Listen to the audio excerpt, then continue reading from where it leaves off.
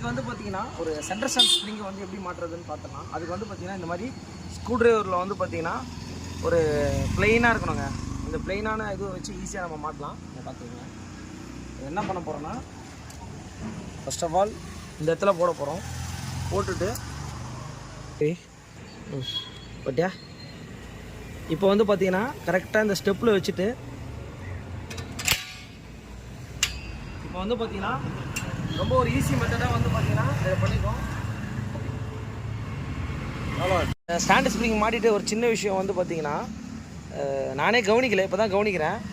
பாருங்கள், இது வந்து ஒரு புத்தூர் கட்டு மாதிரி. அதாவது எதுக்குன்னா கிக் பண்ணும் போது வந்து பார்த்திங்கன்னா கால் அடிப்படுது, செப்பல்லாம் வேஸ்ட் ஆகிடுதுன்னு சொல்லி ரொம்ப நல்ல ஐடியாவாக யோசிச்சிருக்காரு. அவர் துணி மாதிரி வச்சு கட்டிகிட்ருக்காரு.